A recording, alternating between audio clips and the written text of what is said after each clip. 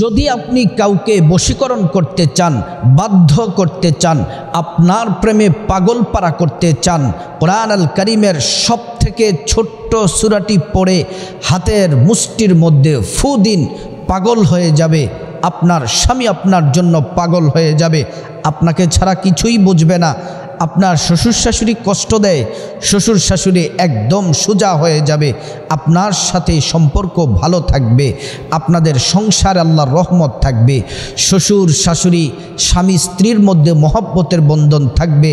সন্তানটি কথা শুনছে না, অবাধ্য হয়ে গেছে, বাহিরে খারাপ ছেলেদের সাথে মিশে যায়। সন্তানকে মানুষ করার জন্য, তারের মতো সোজা করার জন্য আজকের এই সূরা কাউসারের ছোট্ট আমলটি করে হাতের মুষ্টির মধ্যে ফু দিন।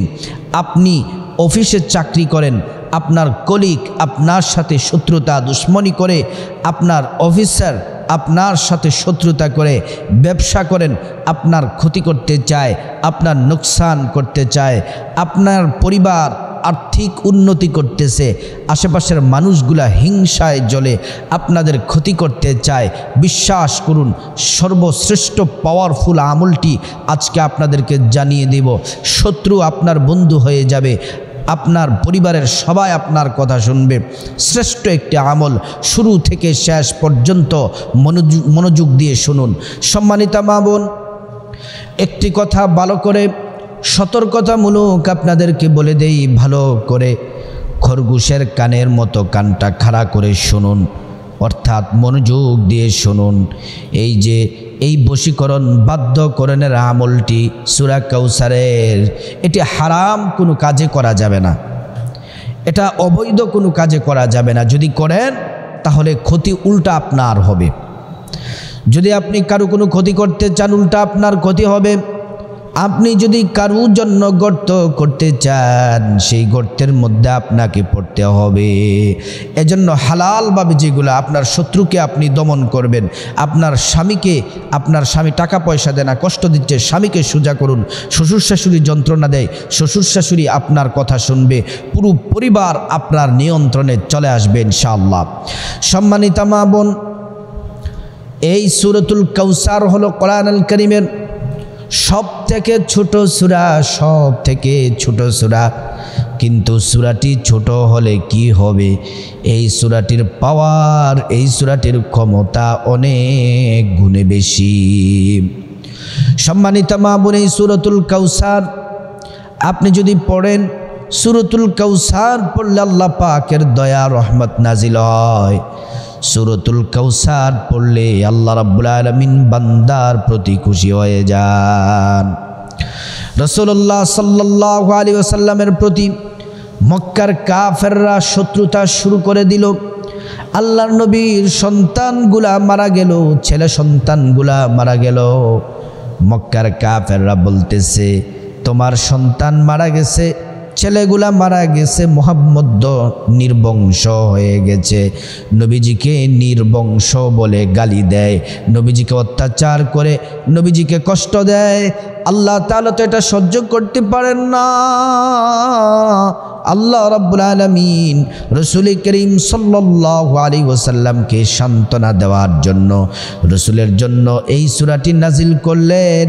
আর এই সূরার মধ্যে আল্লাহ পাক মহা পুরস্কারের ঘোষণা রাসূল করিম সাল্লাল্লাহু আলাইহি ওয়াসাল্লামকে দিলেন।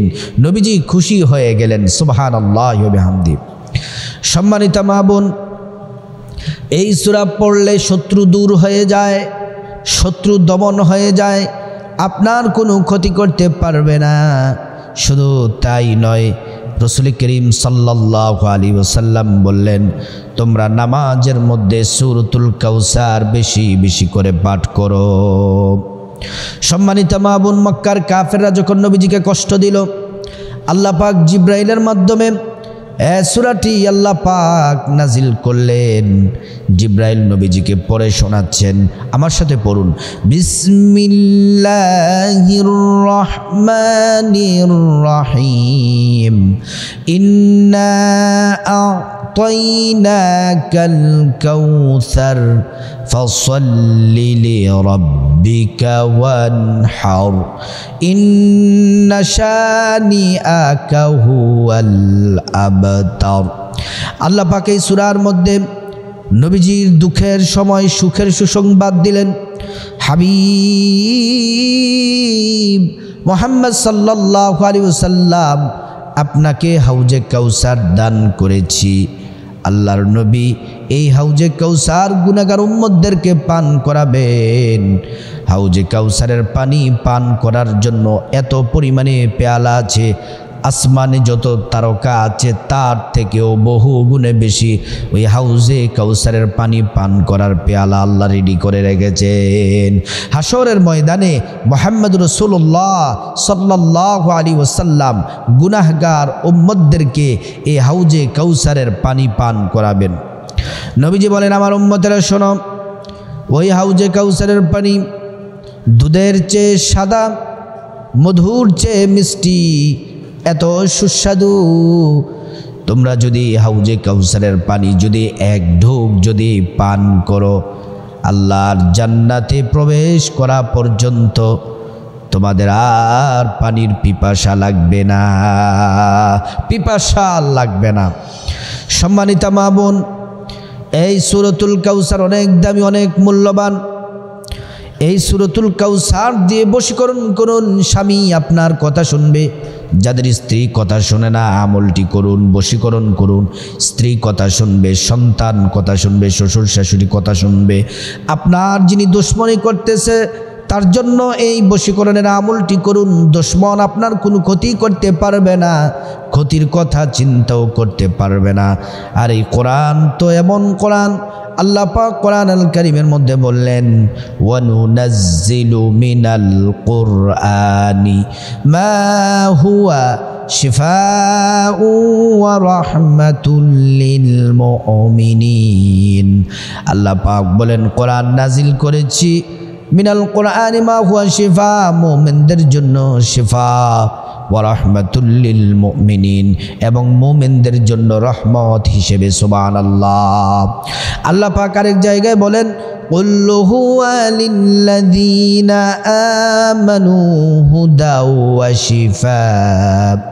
হাবিব মুহাম্মদ সাল্লাল্লাহু আলাইহি ওয়াসাল্লাম, আপনি ইমানদার বান্দাদেরকে জানিয়ে দেন, এই কোরআন হলো মুমিনদের জন্য হিদায়াত এবং শিফা। সুবহানাল্লাহ। আল্লাহ পাক কোরআনে আরো বলেন, ওয়া নাযালনা আলাইকাল কিতাবা তিবয়ানাল লিকুল্লি শাই। এই কোরআনের মধ্যে সব সমস্যার সমাধান আছে। যত ঝামেলা, যত বিপদ আল্লাহ তাআলা কোরআন আল কারীমের মধ্যে সমাধান রেখেছেন। সুবহানাল্লাহ। সম্মানিত মা বোন, সূরা কাউসারের ফজিলত আপনাদেরকে জানালাম। এবার আসুন আমরা আমলের কথাগুলো জেনে নেই। খুব মনোযোগী হন, খুব মনোযোগী হন। কিভাবে আমলটি করতে হবে, শত্রু বন্ধু হয়ে যাবে, আপনার ক্ষতির কথা চিন্তাও করতে পারবে না, সে জীবিত থেকে মৃতর মতো হবে, অর্থাৎ আপনার কোনো ক্ষতি করতে পারবে না।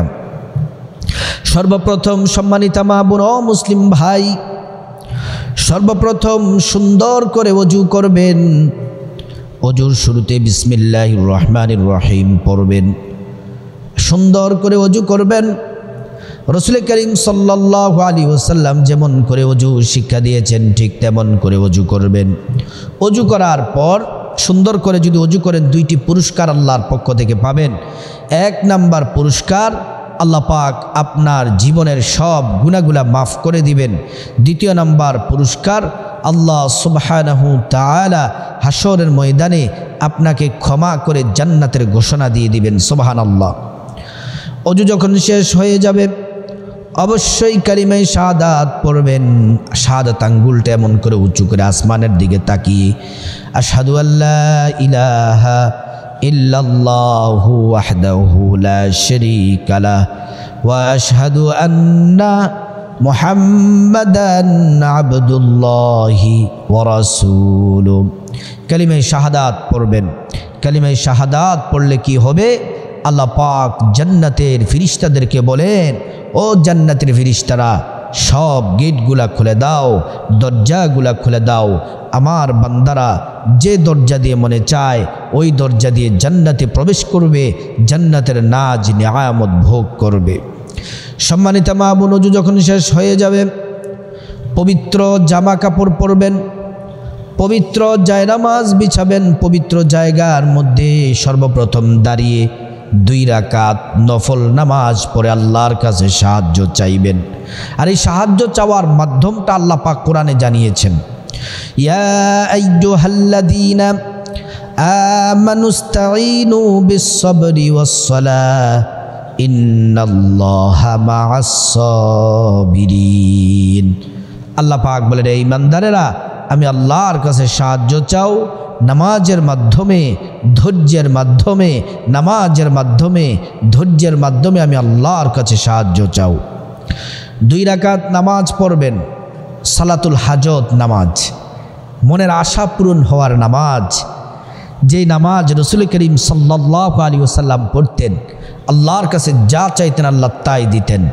সাহাবাই কেরাম এই নামাজ পড়েছেন, এই নামাজ পড়ে আল্লাহর কাছে যা চাইতেন আল্লাহ তাআলা তাই দিতেন, সাহায্য পাঠাতেন। সম্মানিত মা বোন, নিয়তটি এমন করে করবেন, দাঁড়িয়ে বাংলাতে বলে দিচ্ছি নিয়তটি সহজের জন্য। আমি আল্লাহর সন্তুষ্টির জন্যে 2 রাকাত সালাতুল হাজত নামাজ আদায় করতেছি। নামাজ পড়বেন কোন সূরা দিয়ে পড়বেন? আপনি যে সূরা ভালো পারেন, শুদ্ধ পারেন, সুন্দরভাবে পারেন ওই সূরা দিয়েই পড়বেন।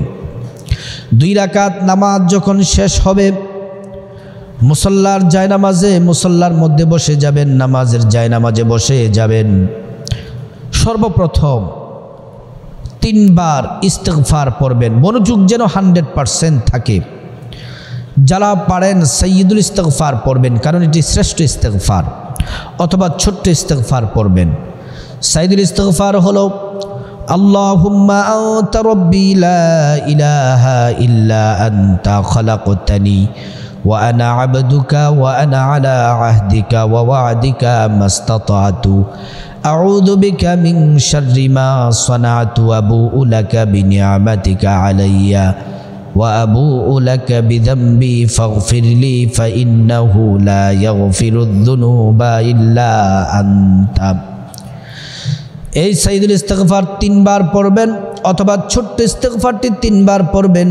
আস্তাগফিরুল্লাহ ওয়া আতুবু ইলাইহি, আস্তাগফিরুল্লাহ ওয়া আতুবু ইলাইহি, এটি পড়বেন 3 বার। তারপরে রাসূল করিম সাল্লাল্লাহু আলাইহি ওয়াসাল্লামের প্রতি মহব্বত ভালোবাসা নিয়ে 3 বার দুরূদ শরীফ পড়বেন, নামাজের দুরূদ, দুরূদ ইব্রাহিম।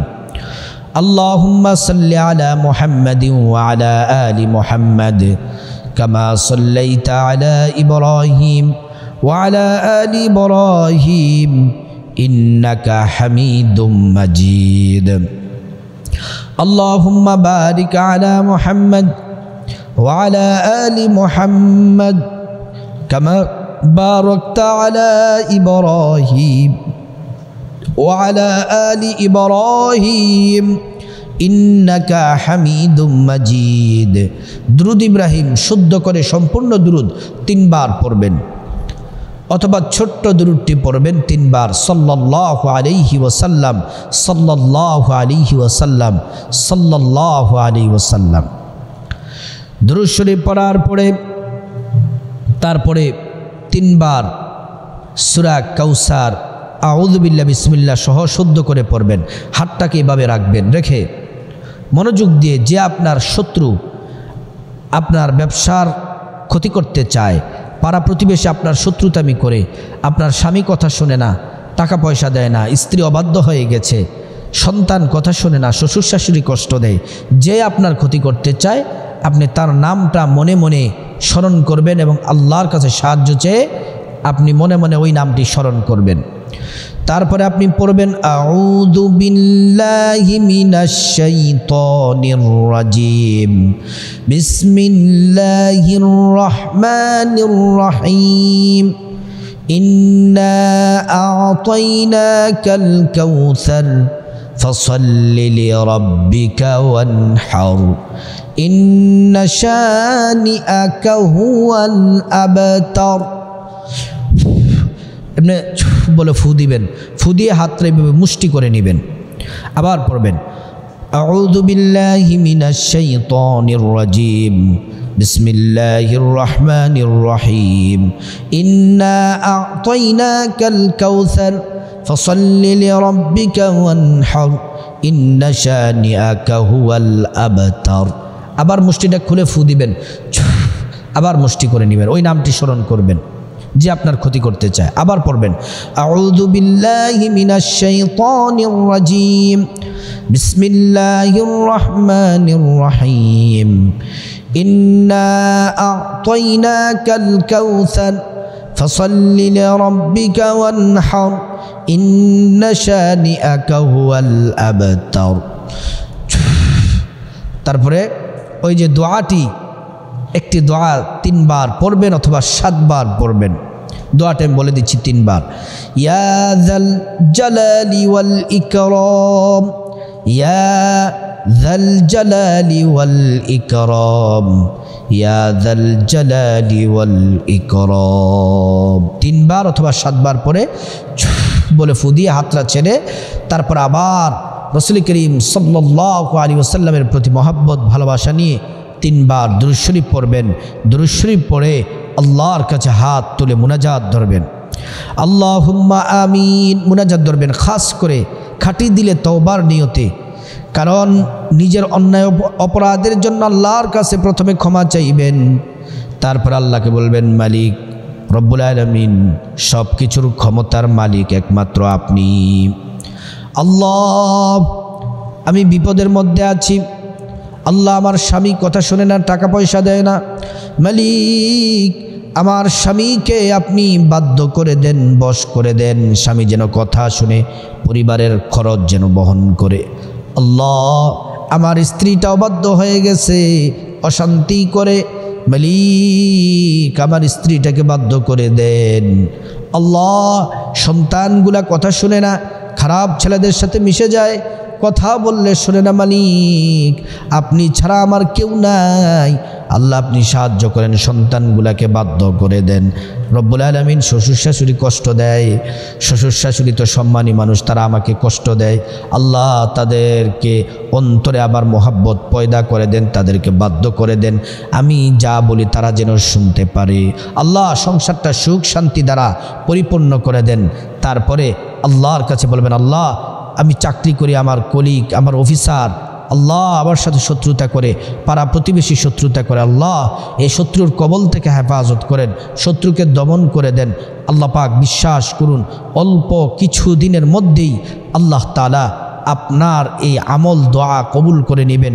শুধু তাই নয়, এই আমলটি করতে থাকবেন 7 দিন, 21 দিন, 41 দিন করতে থাকবেন, আল্লাহ পাক দেখবেন হঠাৎ করে আপনার শত্রু আপনার কাছে বন্ধু হয়ে আসবে, আপনার শত্রু আপনার কোনো ক্ষতি করতে পারবে না, আপনার শ্বশুর শাশুড়ি, আপনার ছেলে মেয়ে, স্বামী স্ত্রী সবাই সবার কথা শুনবে, সম্মান করবে।